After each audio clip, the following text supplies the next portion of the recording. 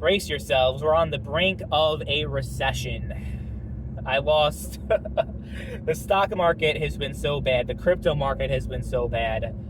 I lost, I think it was like $8,000 in the past week.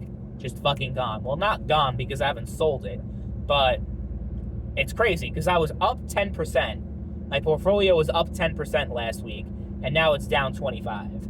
It's I mean, I'm not gonna say it's scary or I'm really scared or I'm panicking because like I've been investing for so many years now at this point that I've seen everything. So it's not phasing me. I mean, I'm kind of bummed out that I didn't have a lot of money saved up to buy the dip, as they say.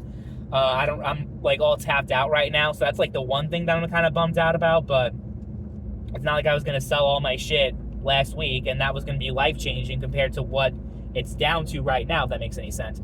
But that's like a whole tangent. That's a whole, I have a whole investing channel that most of you probably don't even know about.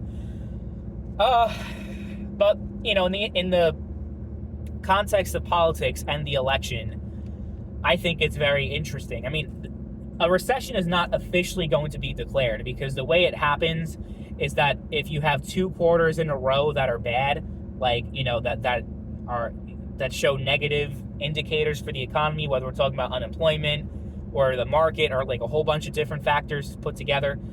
The second quarter of 2024 was positive. The third quarter is definitely going to come out not good.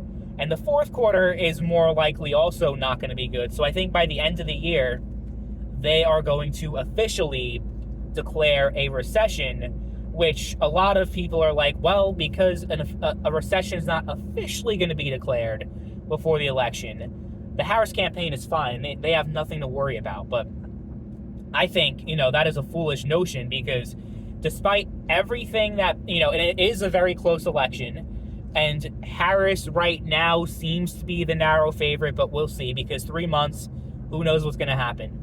And when I mean narrow, I mean like she's leading the popular vote by 2%, and that's not even enough at this point for a Democrat to win the Electoral College. But, I think I had my electoral predictions locked in a month or two ago, but since Biden dropped out, I guess I'm going to have to make another one. But this is something that is certainly going to go in Trump's favor because the stock market crash that just happened today is one of the worst that we've seen. I think it's the worst that we've seen since the COVID crash in 2020. And you guys remember how horrible that was. Now, that recession was kind of an artificial one because everything was shut down, businesses were closed, people were not working. In the context of that, if that wasn't happening, a recession would never have occurred. And, it bounced back up because things started opening back up. So I guess you could say the economic recovery was also artificial. But I think the economy is not looking very good. And people are going to say, oh, well, it's actually not that bad. Just because the stock market's down by a few percent, yada, yada, yada. All the stuff that left-wing people are saying right now about how great the economy is and partisans. If Trump was in office right now, if let's say he won the 2020 election, he was still the president of the United States, and he was the incumbent right now, and the fucking stock market crashed the way that it did today, and the economy was looking as horrible as it does today, inflation being as fucking horrendous as it is, gas being double what it was in towards the end of Trump's presidency, like all that stuff put together, if Trump was still president, the same people saying it's not that bad, it's not a big deal, it's being it's being stretched, it's being overblown. If Trump was still president, all these people would be saying how fucking horrible and how incompetent Trump is and how he's running the economy to the ground.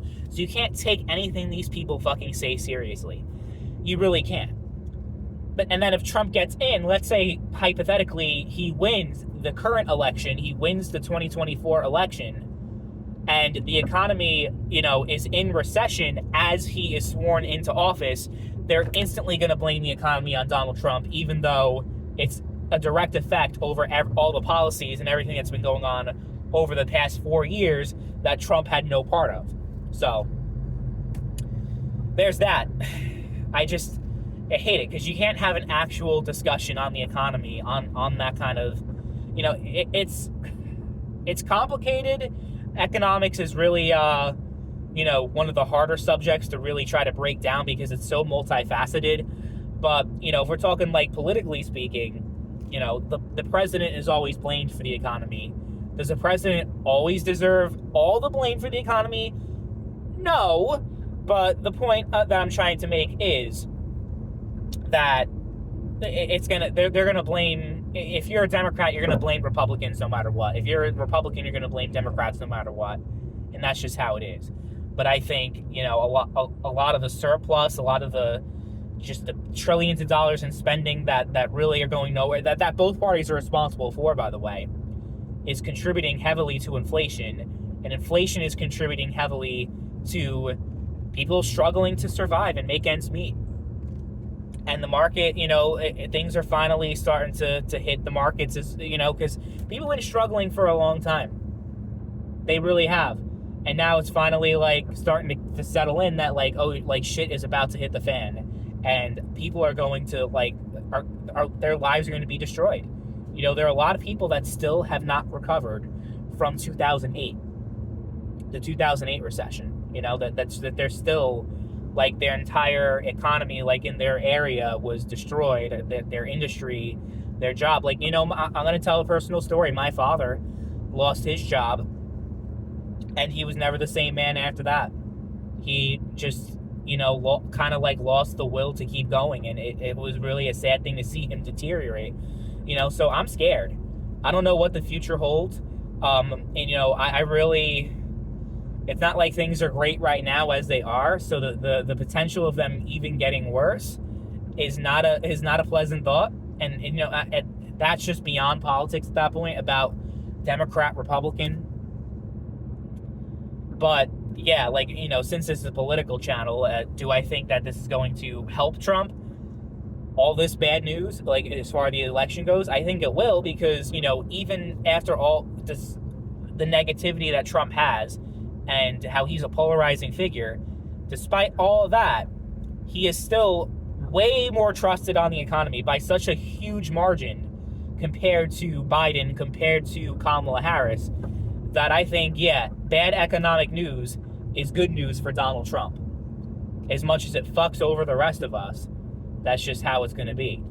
And I think Trump, even if it only moves a couple of percentage points, people get scared about the economy. Even if it's just 1% or 2% of swing voters decide that they're going to go for Trump, that's enough to determine the election. The way that these razor thin margins, the way that the elections have played out, in recent years. Even the 2020 election, where it was a popular vote blowout in favor of Joe Biden, it was 48,000 votes that determined the election in the Electoral College. So, yeah, I think this one's going to be really close too. I think the economy is going to play a really big factor now.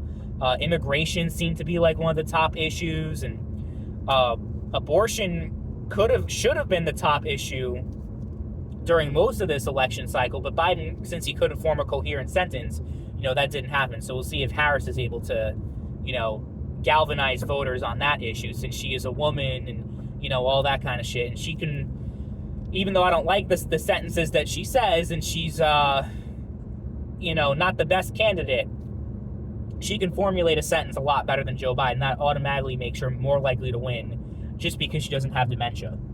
So let me know in the comments, what do you guys think about the current state of the election and overall the economy, and how that's going to play into it.